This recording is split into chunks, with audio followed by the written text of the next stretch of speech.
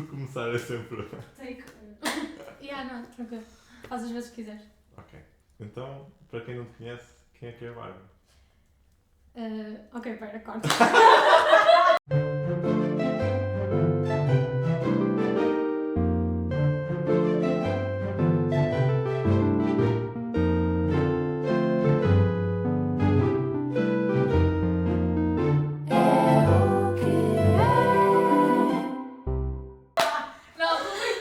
Não, mas é importante.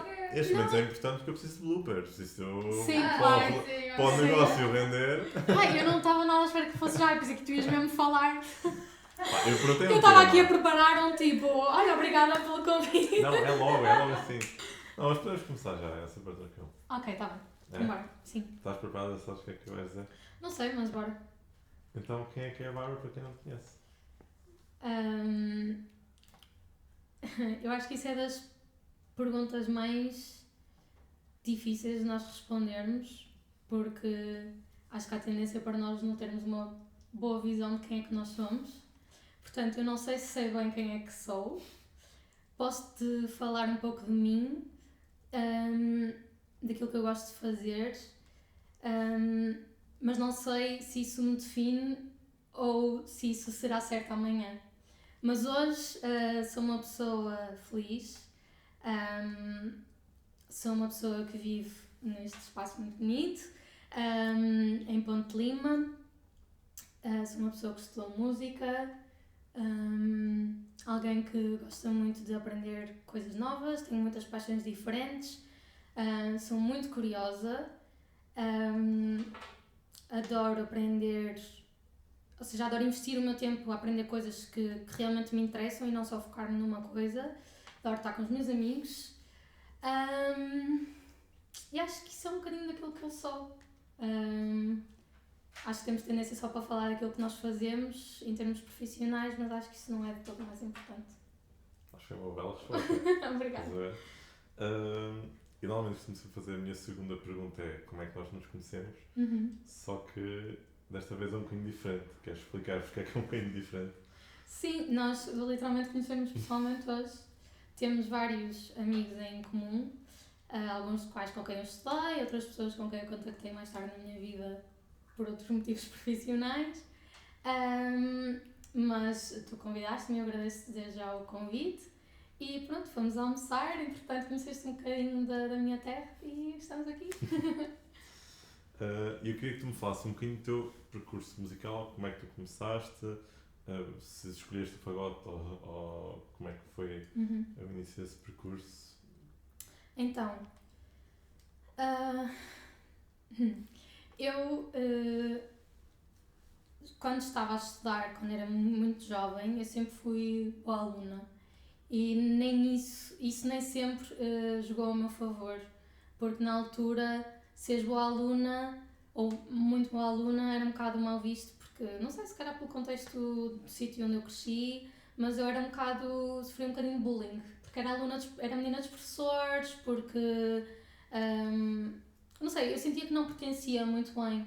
Os meus pais sempre foram muito focados na nossa educação e a única coisa que nos exigiam era mesmo que nós fôssemos dedicadas e eu sempre me esforcei muito e eu sentia-me um bocado uma outsider. Quando eu fui para o 5º e 6º ano foi para uma escola um bocadinho mais problemática.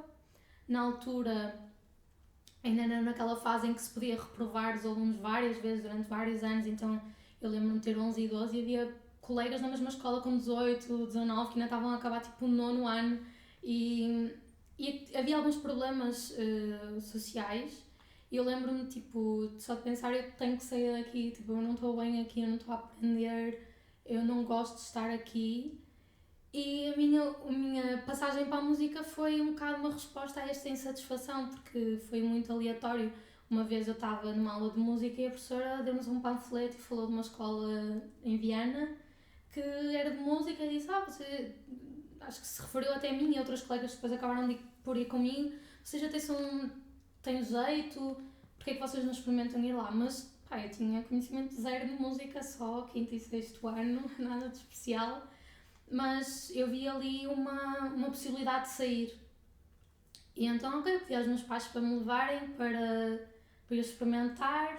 Fui até à escola em Viana, à escola profissional de música, e fiz as provas todas, experimentei todos os instrumentos e eu era péssima, eu nem sequer sabia qual é que queria, eu achava que queria tipo tocar violino porque era o único que eu conhecia melhor, só que eu cheguei lá à sala e o professor tipo deu-me o violino para a mão e eu experimentei aquilo e ele, não, ok, pronto, podes ir. Depois lembro-me que também que gostava de violoncelo, o professor pediu-me para eu, antes sequer de pegar no instrumento, ele pediu-me para eu cantar umas notas e eu também era horrível a cantar e ele nem sequer me deixou pegar no instrumento. E pronto, fui experimentando todos, na verdade não tinha gostado assim especialmente nenhum, até chegar à sala de fagote. E eu acho que, eu lembro-me perfeitamente como é que foi, eu entrei, estava uma miúda a tocar, miúda, não, mas na altura era muito jovem ainda, ela estava a tocar e eu achei aquele som mesmo diferente, nunca tinha ouvido nada assim. E aquilo despertou uma curiosidade, depois eu experimentei, tinha algum jeito natural para tocar, tinha os dedos que se adaptavam bem ao instrumento, consegui logo fazer alguns sons com o instrumento e depois o meu professor na altura, ele era muito preocupado com as notas também, ele queria certificar-se que os alunos iam ser empenhados, então perguntava sempre as notas de todos os alunos, tipo, quanto é que tiras a português e a matemática? E eu, quando ele me perguntou, eu disse, sim, tenho 5, não sei o quê.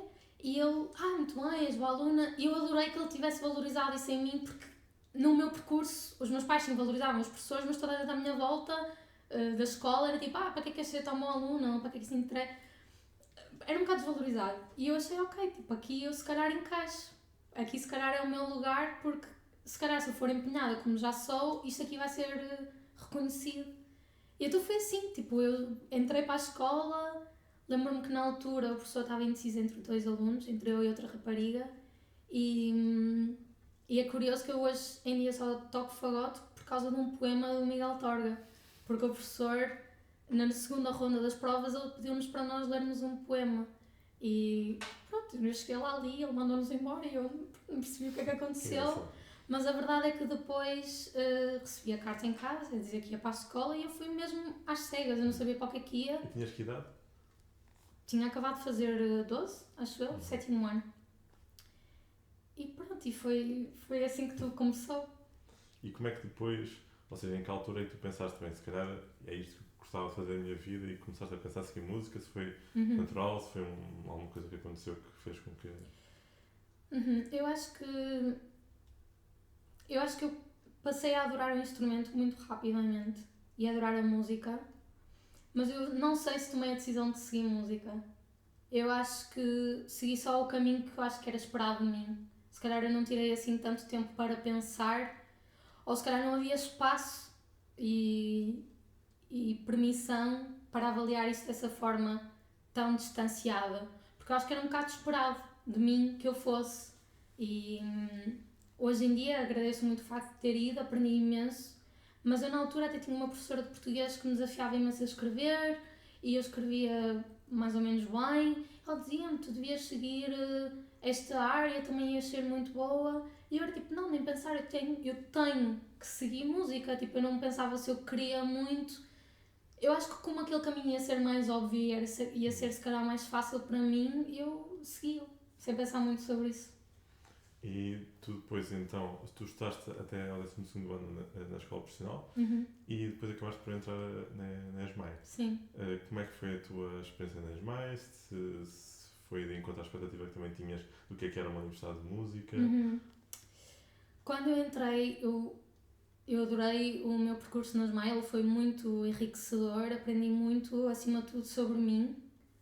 Eu sinto que o pessoal que vem das escolas profissionais já vem por norma, já vinha com um bom nível, pelo menos na minha turma era assim, e foi uma altura mesmo importante na minha vida porque de repente eu tinha muito tempo e para explorar muitas coisas diferentes.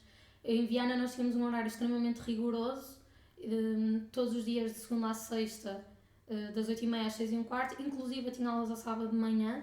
Então eu não tinha tempo livre nenhum, era estudar, nós não tínhamos pausas, não havia tardes livres, não havia nada, nós passávamos o tempo todo a estudar e eu quando fui para o 10º ano ainda fui viver para Viana e no final das aulas não ficava a estudar mais tempo, ou seja, quando eu fui para a ESMAI, esse impacto de repente não ter tantas aulas e ter um horário muito livre, até foi chocante para mim. Eu não me adaptei mesmo muito bem no início, porque eu passei a estudar o tempo todo livre que eu tinha, passava a estudar e não fazia mais nada.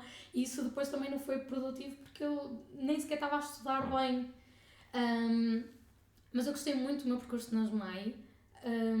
Foi uma altura em que eu socialmente, se calhar, me despertei um bocado para o mundo, comecei a conhecer pessoas muito diferentes, a aproveitar que estava no Porto para aprender a dançar, ir ao teatro, descobrir a cidade, conhecer pessoas novas, então foi ótimo. Tive algumas dificuldades a nível pessoal na altura, por outras questões, então também foi uma fase difícil e nunca foi linear, ou seja, nunca foi tipo começar e um crescimento, houve altos e baixos, mas tive professores muito bons e aprendi muito.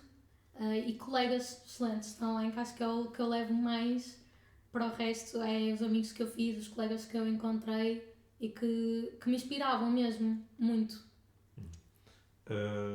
Depois de ESMAI, tu acabaste por ir estudar para o estrangeiro e foste para a Suíça. Porquê a Suíça e porquê que acabaste por escolher ir para uma escola no estrangeiro? E para que escola é que foste? Há aí um gap na história, porque eu antes de ir para a Suíça eu fui para a Alemanha. Ok. Eu primeiro fui fazer um Erasmus para Karlsruhe, na Alemanha, onde eu tive 2 anos, na verdade. Eu fiz o Erasmus, acabei por ficar porque houve um problema qualquer com a questão do quantos créditos é que eu tinha para fazer, e depois eu estava a pensar que ia ficar 1 ano e só me deixavam ficar 6 meses, mas ao final dos 6 meses eu decidi eu vou ficar e vou tentar fazer aqui uma mestrado. E correu super bem, eu gostei muito. Acho que a Alemanha, principalmente no Sul, é mais difícil, mas eu tomei essa decisão de ir para fora. Primeiro porque podia, porque tinha a sorte e o privilégio de ter essa possibilidade e de ter pais que me apoiavam nessa decisão. Depois, eu sempre fui muito curiosa com o que é que está fora. Mesmo quando eu vivia aqui, o meu objetivo era sair. Quando eu estava no Porto, o meu objetivo era sair. Eu sempre quis sair de Portugal, eu sempre fiquei fascinada pelas línguas, pela cultura estrangeira, por pessoas... Tens aqui um pequeno... por pessoas de outras culturas, então eu sempre quis sair, isso sempre foi um objetivo, mesmo que não tivesse estudado música, eu acho que ia acabar por sair de Portugal. E fui para a Alemanha porque o professor veio cá dar uma masterclass, eu gostei dele, achei que ele me tinha falado de alguns temas que ainda não tinha ouvido ninguém a falar disso, no meu caso específico, e então eu disse, ok, vou 1 ano e depois vamos ver. Depois eu acabei de sair, não acabei o meu mestrado lá, porque eu senti que esgotei um bocadinho as possibilidades daquele lugar, no sentido em que estava numa fase em que eu não sei se ficar aqui mais 1 ano me vai agregar assim tanto valor. Eu estava um bocadinho triste com o lado social, porque na Alemanha é mais difícil fazer amigos do que em Portugal. Eu tinha amigos portugueses, tinha amigos da América Latina, mas o alemão, apesar de eu falar, já para o final já falava mais ou menos bem, sempre foi uma barreira, porque se tu queres ter uma conversa mais profunda, acabas por necessitar de certos recursos linguísticos que eu no alemão não tinha. E o pessoal também não queria muito falar inglês, porque pronto, estão no seu direito, estão na sua língua materna e está tudo ok. Mas eu senti que estava um bocado... não era cansada, mas estava um bocado tipo, ok, já percebi isto, acho que já cresci o que tinha a crescer aqui, vou arriscar e ir para o outro lado. E foi aí que eu decidi fazer provas para a Suíça, aí de uma forma muito mais consciente de eu quero estudar nesta escola e com este professor, que era um professor que na altura eu já queria ter escolhido também para Erasmus, só que o professor Carlos na altura estava a passar por algumas dificuldades a nível de saúde e era um bocadinho incerto se ele ia dar aulas ou não nesse ano, então eu acabei por ir para a minha opção B, que foi Karlsruhe. Mas eu adorei a Suíça. Quando eu fui para lá eu senti que encontrei o professor para mim. Eu acho que ser professor é extremamente difícil. Nunca dei uma aula na vida, por isso também só posso ter as minhas opiniões enquanto aluna e sei que é muito difícil ser professor. E eu com o professor Carlos tinha um entendimento mesmo profundo, ele entendia mesmo muito bem e eu sentia que ele sabia lidar comigo e puxar por mim de uma forma que Outros professores tinham conseguido também puxar por mim, mas ele de uma forma se calhar mais saudável ou que eu interagia melhor.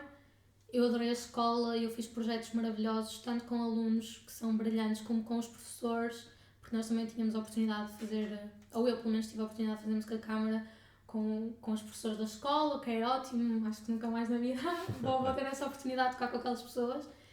E pronto, foram novos desafios, tive que aprender a falar francês, tive que arranjar novas formas de subsidiar a minha estadia na Suíça, porque é um país mais caro, porque estudar música acaba por ser, às vezes, do ponto de vista monetário, tens que fazer certos sacrifícios, mas depois também tinha uma comunidade de portugueses e de amigos incrível, fiz amigos mesmo muito bons e nós ajudávamos muito uns aos outros, vivíamos todos no mesmo prédio, então era quase, tínhamos ali a nossa pequena família. E na Suíça há muitos portugueses, logo em Geneva há logo imensos, então era mais tipo, estou mais perto de um sentimento de casa. E eu adoro a Suíça, acho que é um país belíssimo. Eu adorava Lausanne em específico, acho que é uma das minhas cidades preferidas e adorei lá estar. E achas assim que há assim, alguma diferença, principalmente na parte de ensino, que marque mais pronto, as diferenças entre Portugal e Suíça, pelo menos nas escolas onde estiveste? Sim. Para mim foi um grande choque ir para fora, porque pelo menos na minha altura e na minha classe em específico, toda a gente tocava muito bem. Eu sempre tive colegas com quem eu tinha que dar o litro para chegar ao nível deles e ficava sempre atrás.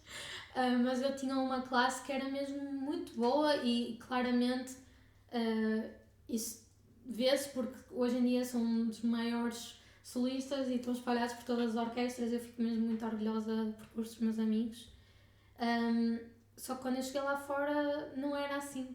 Eu encontrei um nível bastante inferior e para mim isso foi um choque. Eu estava habituada a uma competição quase, tipo, vamos e temos que estar neste nível, e as coisas eram muito exigentes, e lá fora eu encontrei uma coisa muito mais relaxada, muito mais tranquila.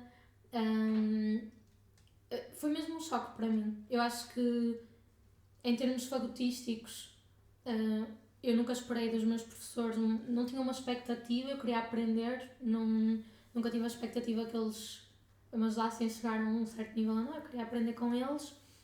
Mas eu lembro-me, por exemplo, de um professor vir falar comigo em Karlsruhe e perguntar, olha, um professor não de fagote, de outro instrumento, e veio-me perguntar, olha, vocês em Portugal aquilo está associado tipo a bandas militares ou assim? Eu tipo, não. E ele, pai, que o meu aluno tem medo de tocar. Eu tipo, pois eu percebo, mas não, tipo, é muito exigente, mas não está associado a nada militar. Mas eu acho que não estou sozinha nesta minha experiência de que em Portugal muitas vezes se toca à base do medo ou de uma pressão extremamente alta. Por um lado é bom, prepara as pessoas para tocar a um nível alto, mas depois também tem os seus shortcomings e também tem o seu lado negativo. Mas eu acho que foi basicamente aí que foi a maior diferença que eu notei. Depois ao nível da organização e assim, claro que lá fora se calhar as coisas são mais organizadas do que em Portugal, mas o maior choque foi mesmo outro. E a nível musical, ou seja, quando foste para a Suíça, tinhas algum... Qual é que era assim o teu sonho? Era poderes tocar em orquestra, ser professora, ser a solista? Havia assim alguma coisa algum objetivo que tu tivesses? Sim, eu sempre quis ser músico de orquestra. Solista era impensável para mim, porque para mim fazer recitais era tipo o pico do nervosismo e da ansiedade. Eu nunca fui pessoa a estar sozinha em palco. E professora, eu nunca quis ser professora, nunca tive essa vontade.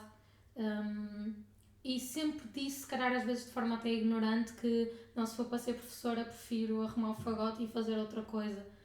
Um bocadinho se calhar, e arrependo-me um bocadinho de ter essa postura, um bocadinho na desvalorização daquilo que é escolher ser professora. Hoje em dia já não penso assim, mas se calhar eu pensava muito antigamente, tipo, se não conseguires é que vais ser professor.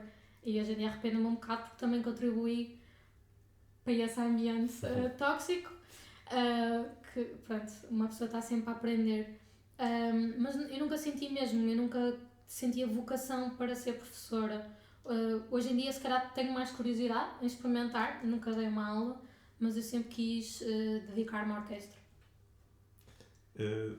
Tu, lá na Suíça, acabaste então por fazer provas e não sei se conseguiste ou não lugar, mas pelo menos estavas perto, não sei se chegaste a conseguir ou não, lugar numa orquestra na Suíça, o que para uma pessoa de cá, pronto, que tenha esses objetivos é quase um sonho. Sim. Porque realmente, pronto, normalmente orquestras na Suíça são valorizadas, são bem pagas, etc. Então realmente para quem quer ter esse tipo de profissão é um sonho. Eu queria que tu me explicasses como é que foi a tua preparação, se tiveste alguma rotina ou alguma rotina mesmo mental para te preparares para essas provas, se fizeste mais provas ou se foi das primeiras provas que tu fizeste. Eu já tinha começado a fazer provas desde que fui... Até em Viana já tinha começado a fazer provas para a União Europeia, para a Gustav Mahler, para essas orquestras jovens. Eu sempre lidei muito mal com o momento da prova.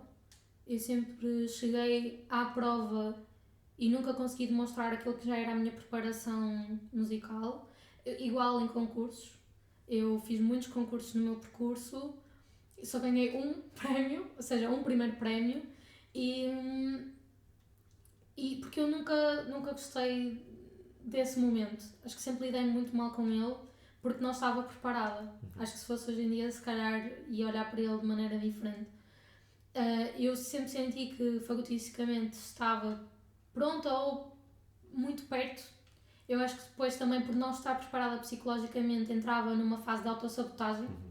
Porque isto também pode acontecer no facto de chegares tão perto, de achares que estás preparado e de repente, como aquilo te mete muito medo, entras numa autossabotagem. Isso depois também pode acontecer. Eu acho que isso era o meu caso. Eu tentava me preparar psicologicamente, mas acho que me faltavam ferramentas, porque isto foi uma coisa que depois, mais tarde em terapia, eu falei com a minha terapeuta, que, já não sobre provas de orquestra, mas dizia, mas eu tenho que me preparar psicologicamente. E ela disse, mas como é que tu te preparas psicologicamente para uma coisa que nunca fizeste? Tipo, tu não dá como fazer, não é? Tu tens que fazer e depois é que te preparas. Só que para mim, que sou uma pessoa muito sensível a estímulos, a espaços, sempre é diferente. Não te podes preparar para fazer uma prova num teatro X e ir fazer essa prova e achas que essa preparação depois vai servir com outro repertório, noutro espaço, com outro clima, não sei o que é. A preparação é sempre diferente. Eu lembro-me que na altura, eu até, quando estava na Suíça, fiz umas sessões de coaching com uma coach de performance, que por acaso também era flautista, e aquilo ajudou-me, que a ver, foi importante, mas o que eu precisava era mesmo de ajuda terapêutica noutro sentido, para lidar com a minha ansiedade, para lidar com aquilo que eu achava que era o meu valor. Eu acho que isso teria sido mais relevante na altura, mas não aconteceu.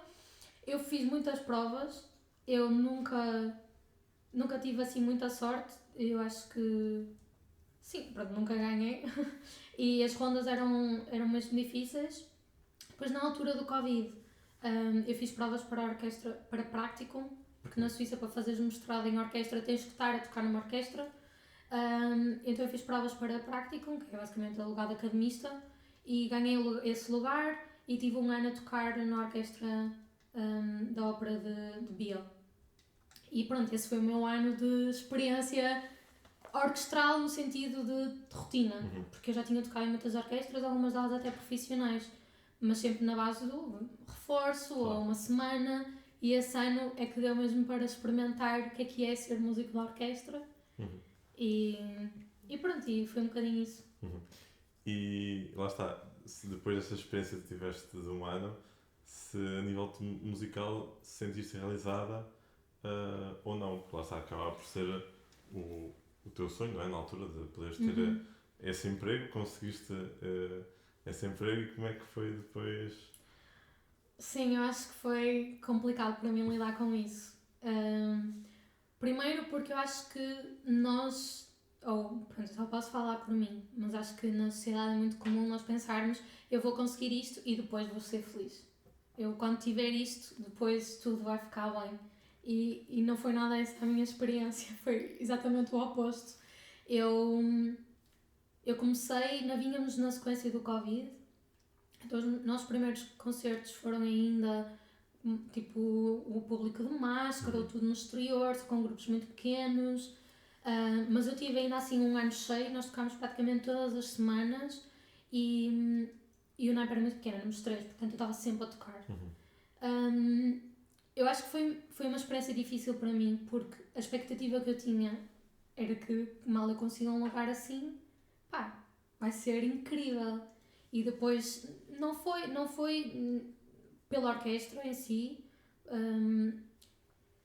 porque quando nós temos esse sonho e é ótimo tocar em orquestra, eu sou apaixonada por tocar em orquestra, mas a orquestra também são pessoas e a orquestra são relações e são níveis diferentes e são maestros e programas diferentes, então a orquestra é um organismo vivo, todas as semanas é diferente e eu tive a sorte ou o azar de ter uma colega de naipe com quem eu não tive uma relação muito fácil e então eu sentia-me sempre num lugar de eu nunca estou bem, tipo, eu nunca estava relaxada a tocar, eu tenho sempre que estar aqui com cuidado, o que é que ela vai, porque ela era uma pessoa bastante crítica, mas sem mostrar a crítica, pronto, tinha a sua maneira de ser e de estar, está tudo bem.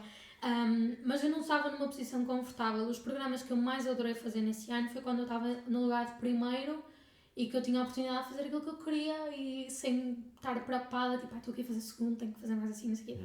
Se calhar também mais por uma questão de personalidade, eu sempre gostei mais de fazer primeiro e sentia que ali era a minha praia. E depois, ao mesmo tempo, desse ano que a orquestra não foi tudo aquilo que eu achava que ia ser, eu comecei a ter alguns problemas de saúde que já se vinham a manifestar aos poucos ao longo dos anos, mas esse ano foi mesmo o ano em que as coisas pioraram de facto imenso. Então eu estava a lidar muito com o stress de saber que estava mal, eu tinha muitas dores físicas que me impediam às vezes de andar, de me levantar, tocar era extremamente difícil e ainda por cima é um tipo de condição que faz com que tu tenhas muitas insónias, porque à noite é quando agrava, então eu dormia mal, dormia muito pouco, andava sempre cansada, tinha que fazer os programas todos da orquestra, aí ainda a pôr-me em cima o stress de eu tenho que arranjar outro lugar para o ano, porque senão vou ficar sem hipóteses e eu não quero voltar tipo, a entrar no esquema de estudar e fazer outra coisa. Eu ainda tinha mais um ano de mestrado, mas eu tinha a encarar aquele ano como pá, vai ter que ser provas atrás de provas e só de pensar nisso eu já ficava tipo numa angústia gigante. Então esse ano foi mesmo muito complicado para mim. Eu fiz bons amigos na mesma, aprendi muito, gostei muito de tocar na orquestra. Houve programas que eu ainda levo hoje comigo, que quando me lembro quase que me emociono. Mas não foi tudo perfeito e acho que é muito importante tirar aqui o romanticismo do lugar da orquestra. E ainda no outro dia estava a falar com um amigo meu que é um músico excepcional e que toca em orquestras muito importantes na Europa, tem um lugar maravilhoso, e ele disse-me, tipo, o mais difícil é depois de ganhares. Tipo, o desafio começa depois de ganhares, porque eu acho que não há uma preparação para o pós e há um quase vendem-te a coisa como, pá, depois de ganhar está feito, depois relaxas e a tua vida está feita, e eu acho que não é bem assim, ou pelo menos para mim não foi assim.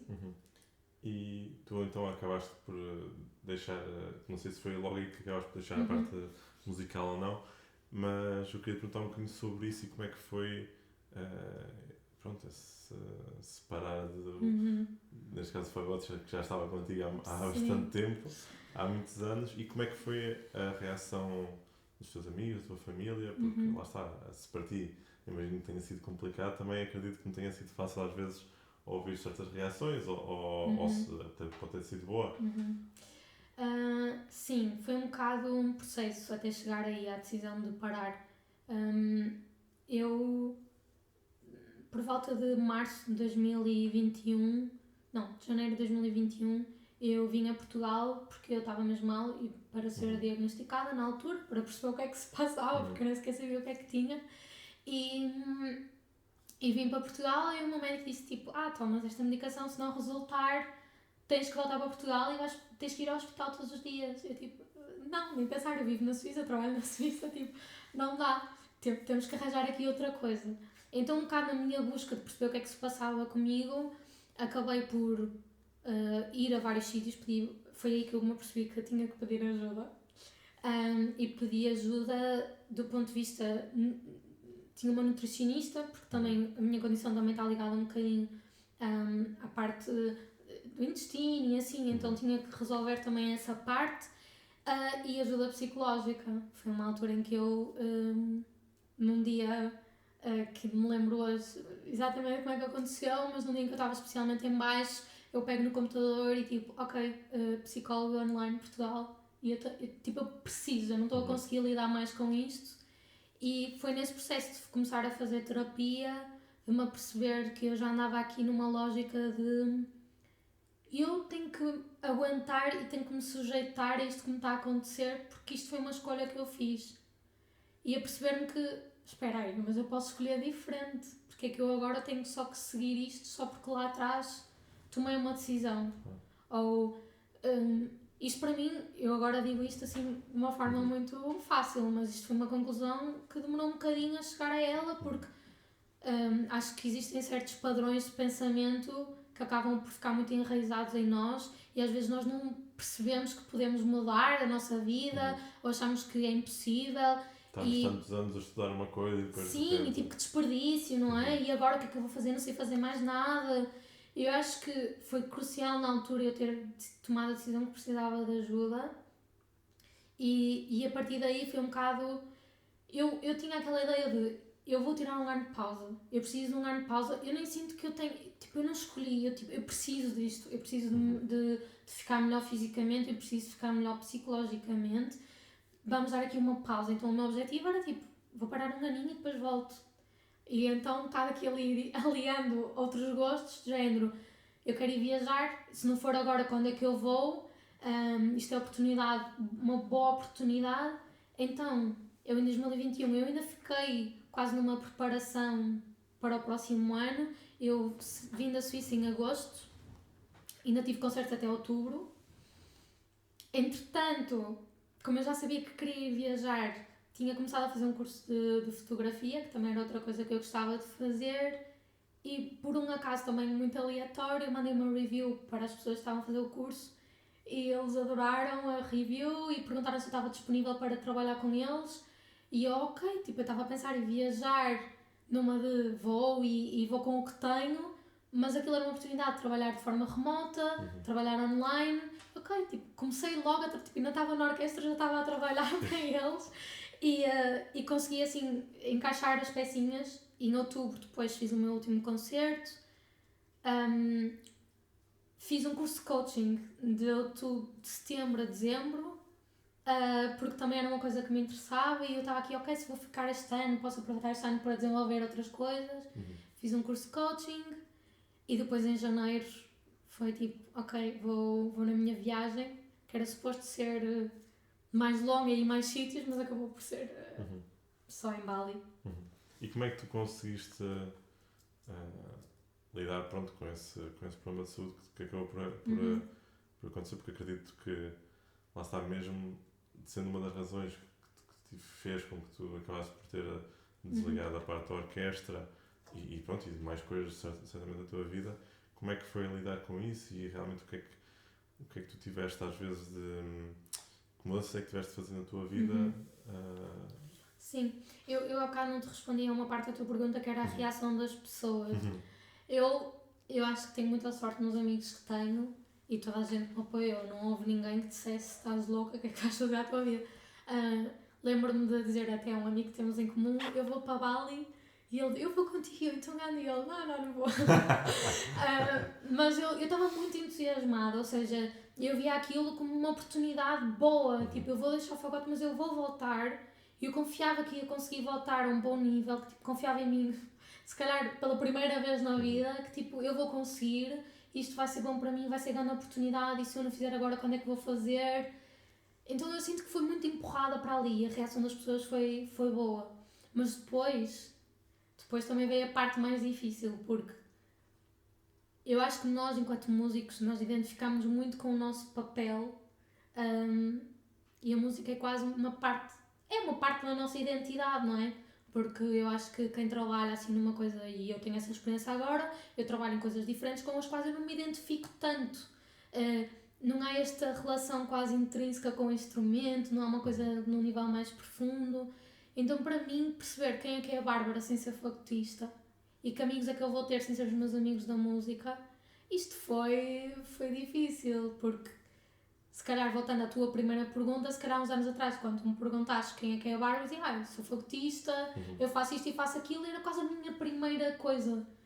E isso também foi, tive que trabalhar nisso para descolar a minha identidade do fagote e da música, perceber, foi um bocadinho doloroso também para mim desviar-me da comunidade, eu tive que quase que cortar relações com muitas pessoas, porque era muito doloroso para mim saber que eu não estava a tocar porque não conseguia, porque eu cheguei a um ponto, eu lembro-me de um concerto em que eu estava a tocar e eu estava, a cada respiração que eu fazia tinha tantas dores aqui na dorsal que eu achava que eu ia vomitar no palco naquele dia, eu estava com tantas dores, então eu não podia mesmo continuar a tocar. Eu sinto que estar a tocar e estar naquele meio também era o que me estava a fazer ficar doente, porque eu não tenho dúvidas nenhumas que, apesar da minha condição ter uma componente genética, o stress e a ansiedade são a contribuição número 1 para a coisa piorar.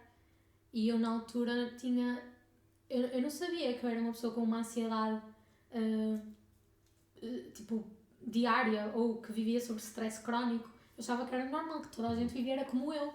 Mas depois descobri que não, que é possível acordarmos e não estarmos preocupados com 1001 coisas e simplesmente deixar as coisas fluírem. Não me lembro do resto da tua pergunta. Mas pronto, como é que tu conseguiste lidar com essa parte do problema de saúde e estratégias sim. Sim, olha, deixar de tocar teve que ser uma delas, porque eu mesmo fisicamente eu não conseguia, tinha muitas dores. Eu depois sinto que a terapia foi a coisa mais importante para mim, porque eu tive mesmo que trocar o meu estilo de vida do ponto de vista de stress, eu tinha que reduzir muito. E, atenção, isto era tudo autoimposto, porque eu não tinha lá ninguém à minha beira a dizer tens que conseguir isto para amanhã, claro, e tens que tocar assim, porque, aliás, eu já nem estava nesse ritmo que se calhar em Portugal me impunham mais. Uma pessoa sempre me disse, tipo, queres ir fazer, tipo, queres ir tocar, olha, o que é que te apetece? Sempre foi muito mais um convite do que uma imposição. Era eu que fazia isto, e eu tinha amigos meus que se calhar fizeram percursos muito parecidos com os meus sem ter metade da ansiedade e stress que eu tinha. Eu acho que isto também depois tem a ver com o tipo de pessoa que eu era, isto é um caminho muito individual, mas as minhas estratégias passaram muito por perceber o que é que tinha, a reduzir os níveis de stress. Depois também fiz algumas alterações alimentares na altura para tratar essa parte, que depois melhorou e nunca mais se manifestou. E pronto, e foi perceber que ok, há aqui muita coisa dentro de mim que tem que mudar. Então, e tu falaste já na tua ida para a Indonésia, e o que é que te acabou por motivar, mas queria saber um bocadinho quanto tempo é que estiveste lá, como é que foi a tua experiência lá, pronto, falar um bocadinho sobre a tua experiência lá. Então, eu já dizia que queria ir para Bali, não porque achava Bali incrível, queria muito ir para Bali especificamente, mas porque na altura, no Covid, era um dos pequenos sítios para onde podias ir com visto. Ou seja, as fronteiras estariam abertas no Sudoeste Asiático. E eu sabia que queria ir para aquela zona por uma questão financeira, por uma questão de experienciar a cultura também, mas na altura foi um bocado tipo, vou para Portugal viver sozinha ou vou para Bali e gastar mais ou menos o mesmo. Também foi uma questão, ponto de vista tipo económico, se calhar vou para Bali, não é? Em vez de ir para o Porto, de voltar para o Porto. E depois, curiosamente, essa malta com quem eu estava a fazer o curso também tinha negócios em Bali e então eles conseguiram-me arranjar uma forma de eu ter um visto business e eu fui e cheguei a Bali e depois acabei por ficar 6 meses. Foi uma experiência muito privilegiada porque eu encontrei uma ilha praticamente vazia. Há muita gente que me pergunta se recomenda sítios para ir a Bali, não sei o que, eu digo, não sei se te recomendo ir, porque quando eu saí, e sei que agora está bastante pior, aquilo já estava tipo turístico. mega turístico, gente por todo lado, e ok, tipo, é um destino de viagem fixe, mas acho que eu conhecia um bocadinho uma forma mesmo muito privilegiada, porque eu ia para qualquer lado e não havia lá ninguém, não havia filas de pessoas a tentar tirar selfies, e as coisas estavam mesmo de facto muito, muito baratas, e Bali é um sítio sem nenhum tipo de regras, tipo, aquilo é o que, quer dizer, há algumas regras, mas a nível tipo de negócios aquilo é, está cá muita gente, as coisas ficam muito caras, está cá pouca gente, baixa-se o preço. E ele deu sempre este exemplo que a minha moto custava 30€ por mês e quando abriram as fronteiras e os turistas vieram, de um dia para o outro passou a custar 90.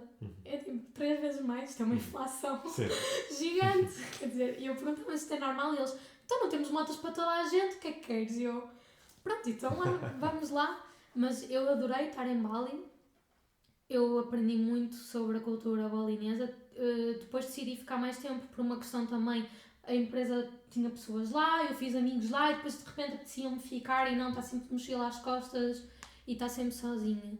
E Bali é muito seguro, eu sentia-me muito bem lá, explorei a ilha toda, fiz muitos amigos, percebi que eu não tenho perfil para ser uma nómada digital.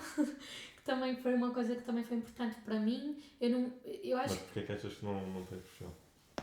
Eu acho que em termos morais aquilo começou-me a custar um bocadinho, porque eu primeiro estava muito com as pessoas ocidentais, pessoas que eu fui conhecendo lá e que eram nómadas digitais, ou turistas, ou expats, expats, pronto, eu não concordo muito com essa palavra, mas pronto, que já estavam lá a viver em Bali.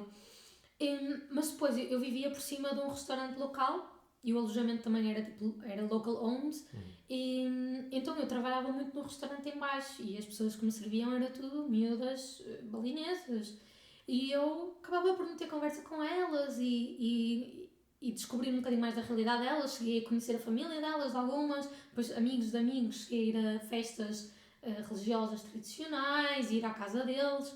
Pronto, então eu sinto que conheci uma parte muito grande da cultura. Eu lembro-me de uma vez, uma delas estar a falar, estávamos a falar tipo, de sonhos, o que é que tu gostavas mesmo de fazer, e ela estava a dizer, é excelente, tu podes trabalhar com o computador onde quiseres, e eu, sim, é bom. E eu perguntava, e tu, o que é que tu gostavas? E ela, eu adorava ver neve. Eu na altura tinha acabado de sair da Suíça, e assim, se tu vieres à Suíça, diz, e vamos ver a neve, e eu levo-te lá. E ela tipo, mas eu nunca vou. E eu, mas porquê? E ela, porque eu nunca vou ter dinheiro para ir.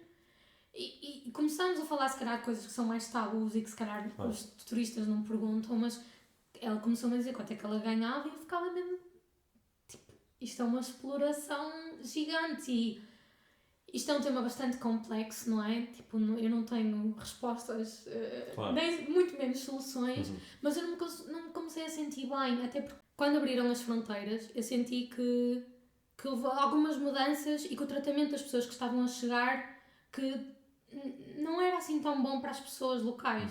Porque quem estava lá antes eram pessoas que queriam mesmo muito estar em Bali e depois já era um bocado tipo, toda a gente, depois a pandemia foi para Bali. Tipo, eu senti que Bali era o destino pós-pandemia e aquilo ficou uma enchente de gente. E às vezes eu estava a tomar café, ou estava a trabalhar num sítio, ou estava a ir cortar o cabelo e eu via como é que as pessoas tratavam os locais, tipo, quase de um ponto de vista um bocado mais superioridade. E eu de repente não me estava a sentir bem, tipo, eu não gosto de estar sentada deste lado, ao lado de uma pessoa que está a fazer aquela pessoa sentir-se assim.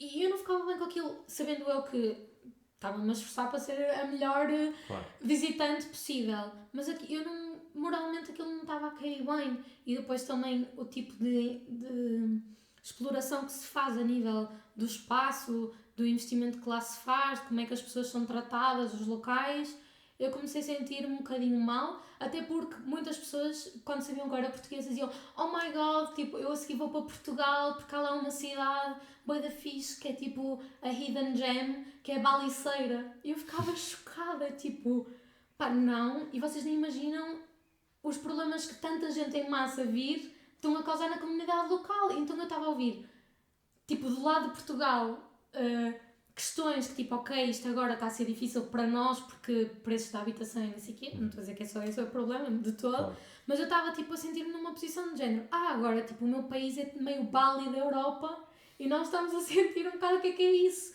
E eu estava-me a sentir um bocado tipo, espera, não, se calhar isto já não está a fazer tanto sentido, eu já tinha visto a ilha toda e na altura eu senti também muitas saudades de voltar a casa, pessoa que sempre quis sair, de repente a querer voltar e pronto, e depois acabei por voltar.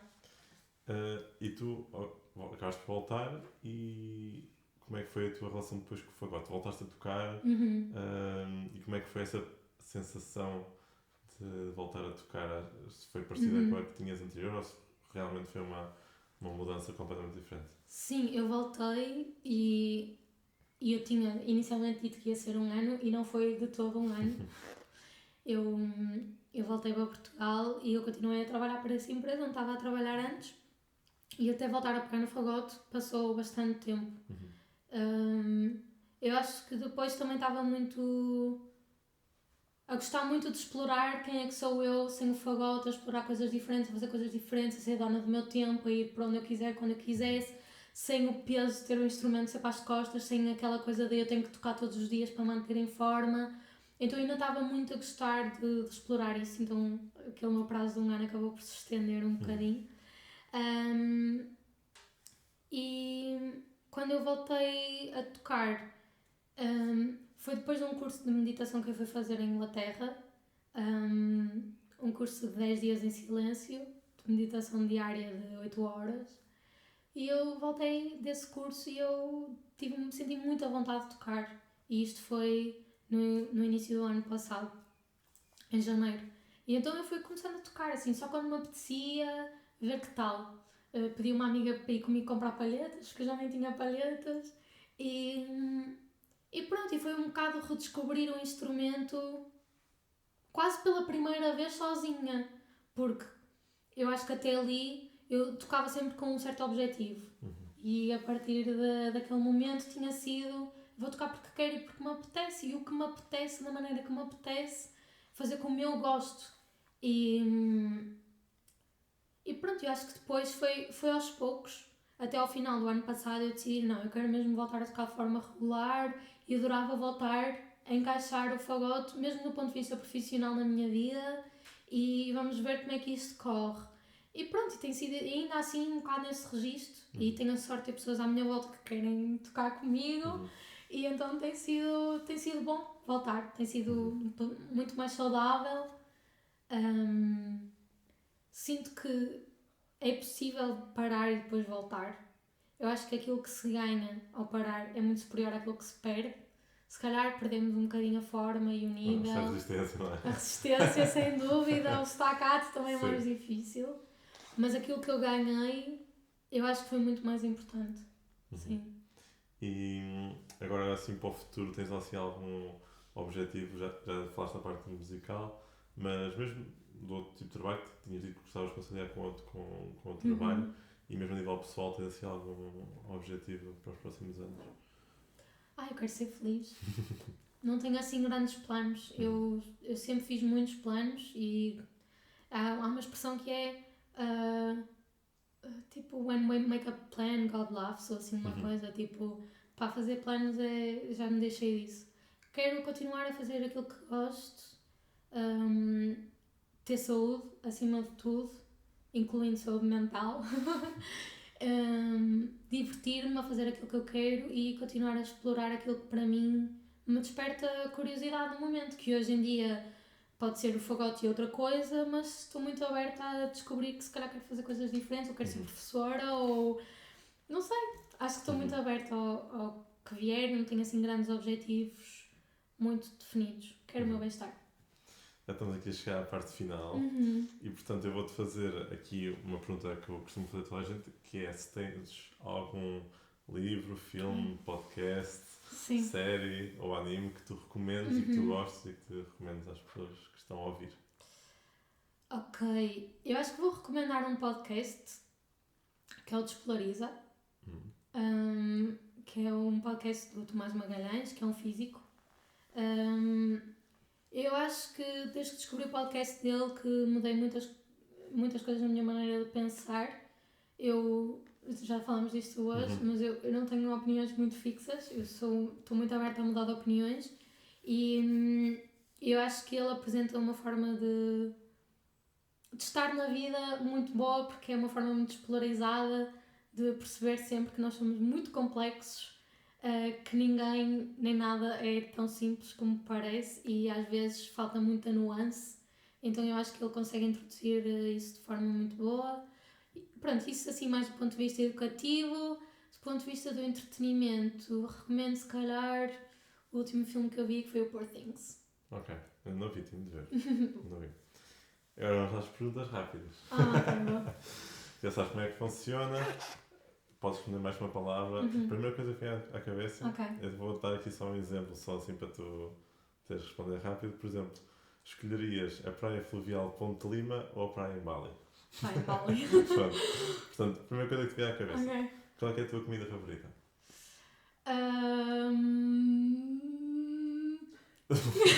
Lá está a parte do rápido. Não consigo. Vou dizer. A primeira que te vem assim à cabeça. Vou dizer comi hoje brás de legumes. Pronto. Mas quero ressalvar aqui uma coisa, isso é uma pergunta extremamente difícil para mim, porque quando eu estava a fazer o meu processo de ficar melhor, eu comi durante quase um ano inteiro arroz e tofu. Portanto, eu sou aquela pessoa que consegue comer a mesma coisa sempre e não me chateia. Portanto, escolher uma favorita é muito difícil. Às vezes também sou um bocado, mas também é um bocado por fases. Por fases, sim. Ok, teu lugar favorito? Há um sítio em Bali, que é na Bingin Beach, que é uma cabaninha que está lá no meio do nada, onde eu passei muitos chorões a ver o pôr do sol e a pensar o que é que eu estou aqui a fazer, o que é que eu estou a fazer com a minha vida, mas que é um sítio, Bali é um sítio especial, não é tudo aquilo que se vê na internet, atenção, mas acho que sim, acho que esse é o meu lugar preferido. Ok. Um professor que tenha marcado, não tem de ser só de música, pode ser assim de forma geral. Ok, o professor Carlo Colombo, sem dúvida. Professor da Suíça. Sim. A minha professora de português 12º ano, a professora Maria Humberto, porque ela fez-me apaixonar, eu já adorava ler, mas ela fez-me apaixonar ainda mais pela literatura. Era uma professora extremamente dedicada e fez-me acreditar que um dia eu também poderia escrever alguma coisa que fosse prazerosa de se ler. Depois não explorei muito isso, mas quem sabe um dia. Que outra profissão é que terias? Bem, eu tenho outras profissões. Sim, agora, para ti é um bocado... Sim. Mas se tivesse pensado numa outra, o que é que achas que... Olha, neste momento eu acho que adoraria ser diretora criativa, trabalhar numa revista ou numa agência criativa. Eu adoro explorar outros tipos de arte, adoro moda, adoro pintura, hei de fazer um curso de pintura, de bijuteria. Então acho que adorava conciliar a música com moda, com texto, com filmes e juntar isso tudo e criar qualquer coisa assim. Projeto. Sim, um projeto meu ou não. Fazer de alguma forma um contributo que pudesse juntar de uma visão criativa ou artística as minhas paixões todas. Mas acho que também poderia ser feliz a fazer outra coisa qualquer. Quando tu pensas em ansiedade, qual é que é a primeira coisa que vem à cabeça? Dor. Ok. Uma pessoa que tenha marcado? A minha irmã. Só porque está aqui a ver. Eu acho que a minha irmã tem uma presença muito importante na minha vida, mas para não a fazer chorar muito. Sim, sim. Uma pessoa que me tenha marcado muito.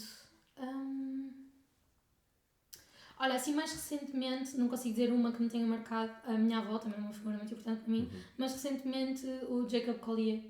Eu acho que ele é uma pessoa que eu admiro imenso pela sua postura na música, portanto ele inspira-me muito, marca-me. Ok. E por último, qual é que é o teu maior sonho? O meu maior sonho é ser feliz, viver muitos anos, ter uma vida boa e isso. O meu maior sonho é estar bem e que as pessoas da minha vida estejam bem. Pronto. Bárbara, muito obrigada. Já acabou. Está feito. Uau, eu acho que falei. Não, foi ótimo, a sério. Eu adorei. Pronto, acho obrigada. Que é mesmo...